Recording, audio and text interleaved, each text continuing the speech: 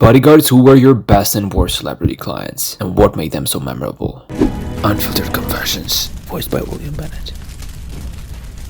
I was Eminem's bodyguard from spring 2000, right before the Marshall Mathers LP dropped, until fall 2004, around the release of Encore. Honestly, I could write a book about those years. It's hard to describe what kind of celebrity he was. He was incredibly humble, kind of awkward, and almost never disrespected anyone. He treated everyone from sound engineers to the studio cooks with kindness and respect. He never used his fame to intimidate or control people. In fact, he actively avoided that kind of behavior. His younger half-brother Nate was the total opposite. He name-dropped Eminem constantly to get into clubs or hook up with women. M himself was a huge gun guy. He almost always carried a gun, even after getting arrested. And yeah, there were definitely times he was abusing prescription meds pretty heavily. But the biggest issue? The fans. He barely went out in public. Concerts, tours, and any kind of appearance, especially in 2002 when the Eminem Show and 8 Mile blew up, were absolutely chaos. The main thing is, don't be so quick to judge celebrities. That kind of sudden fame, money, and pressure, it can really mess with your head.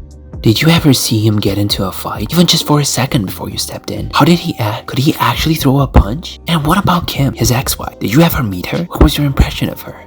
Yeah, I saw him get into a few fights. It usually happened in rundown strip clubs. He liked hanging out at places like that. He rarely started anything, but if someone got too mouthy, especially when he was high, he could snap and go off real fast. That said, he had pretty good self-control. Probably because he grew up getting beat on and bullied, so he learned how to keep himself in check. I met Kim too, and honestly, I kind of liked her. Yeah, she had a serious drug problem and was a little out there, but deep down, she was a good person. She stuck by him through his toughest years, way before the fame, and gave him a lot of support. I think the sudden spotlight hit her just as hard as it hit him. The best client I ever had? Pope John Paul II. He actually cracked up when he found out I was an atheist. He laughed and asked, "So how do you feel about guarding me?" I said, "Honestly, pretty good. If I die protecting you and I'm wrong about God, this has to count for something in the afterlife." He laughed again and offered to bless me. I said sure, why not? The worst? Some senator. I don't even remember his name, to be honest. He showed up at my post, started yelling at everyone, acting like a complete jerk. Then he decided he wanted lunch, which meant his 5-star chef had to cook for him while he was surrounded by security. Just a total diva. Snoop Dogg. Dude, he's cool as hell. He handed me a stack of cash and asked me to go buy a PlayStation 2 and set it up in his hotel room. He and his crew were planning to play some football that night. He also said, "Don't let anyone near me except kids. I don't do autographs for grown-ups." Truth is, he's a really smart, educated guy. Despite the image, he treats people with real respect. John Cena is a solid guy. When I first started working with him, I was told don't let fans get close. But one guy spotted him and asked for an autograph. Then more people started coming over. John just smiled and said it was fine. He signed for everyone and even apologized to me for the delay. Later, he handed me a Snickers in the dressing room. This was before he blew up, and I've never forgotten it. But people say he's a good dude, they're not lying. I was working backstage with the band Kiss, posted near the dressing rooms. These 4 guys showed up with the passes asking to be let in. While I was checking their badges, 2 of them just barged into Gene Simmons' dressing room. I went after them, but the stage manager had already kicked them out, and then started yelling at me. I tried to explain, but he wasn't hearing it. Then Gene Simmons came to the door and said, "It's all good, don't stress it, the guys are gone." Still, the stage manager reassigned me to a different post outside Paul Stanley's dressing room. Paul turned out to be an awesome guy. We ended up chatting about a sci-fi novel I was reading. Super chill dude. Kiss? Great guys. Their manager? Not so much.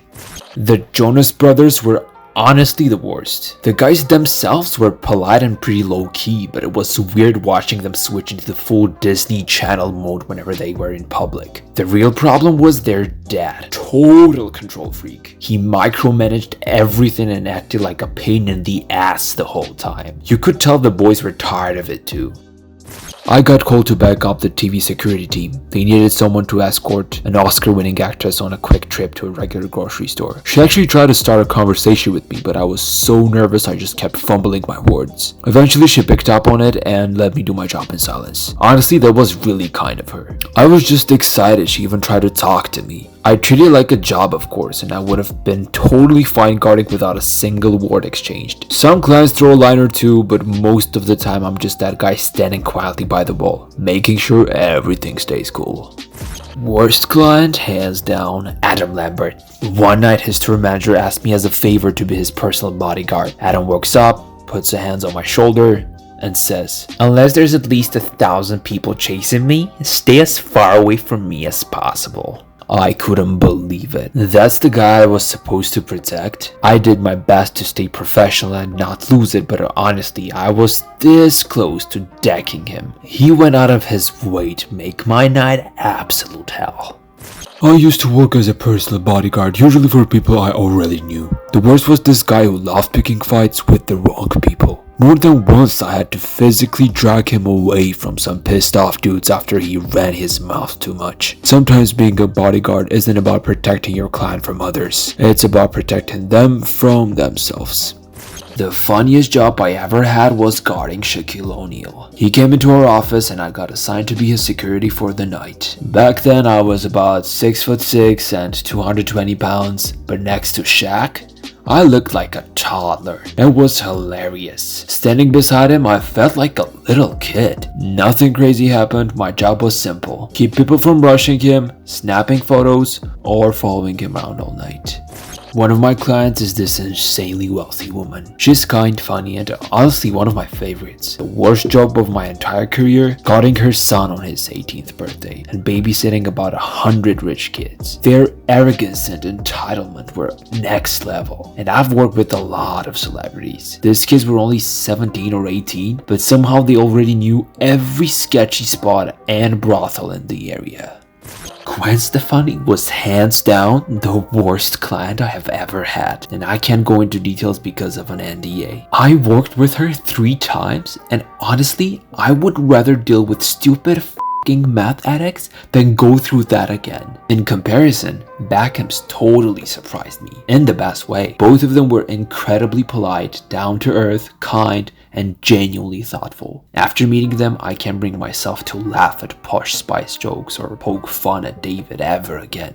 I used to work at the Revel Casino in Atlantic City before it shut down, so I knew pretty much all the security stuff. When Beyoncé came through, she reportedly requested not to have any white bodyguards. They ended up assigning 4 black security guys, and they were directly told that they weren't even allowed to speak to her. Like, strict orders, no talking. After hearing that from them, I lost a lot of respect for her.